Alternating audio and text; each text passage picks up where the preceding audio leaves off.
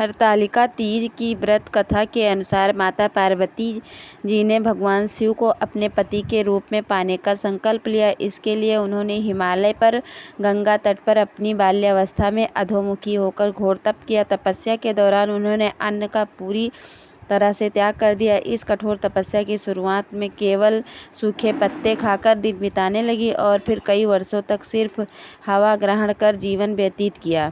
माता पार्वती की यह कठिन साधना और कष्ट को देखकर उनके पिता बहुत दुखी हो गए। एक दिन महर्षि नारद भगवान विष्णु की ओर से विवाह का प्रस्ताव लेकर माता पार्वती के पिता के पास पहुँचे। माता पार्वती ने पिता ने इस प्रस्ताव को सहर्ष स्वीकार कर लिया। पिता ने जब बेटी पार्वती को उसके विवाह की बात बतलाई तो माता को बहुत दुख हुआ और वह रोने लगी। फिर माता पार्वती ने अपनी एक सखी से पूछा तो उसने बताया कि वह कठोर व्रत भगवान शिव को प्राप्त करने के लिए कर रही हैं।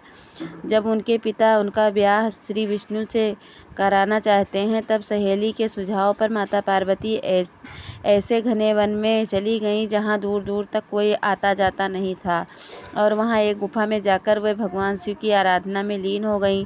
कहते हैं माता पार्वती के इस तपस्विनी रूप को ही नवरात्रि के दौरान माता शैलपुत्री के नाम से पूजा जाता है। फिर भाद्रपद शुक्ल पक्ष की तृतीया तिथि को हस्त नक्षत्र में माता पार्वती ने रेत से शिवलिंग का निर्माण किया और शिव जी की स्तुति में लीन होकर रात्रि भर जागरण किया। माता के इस कठोर तप से प्रसन्न होकर भगवान शिव ने उन्हें अपनी पत्नी के रूप में स्वीकार कर लिया।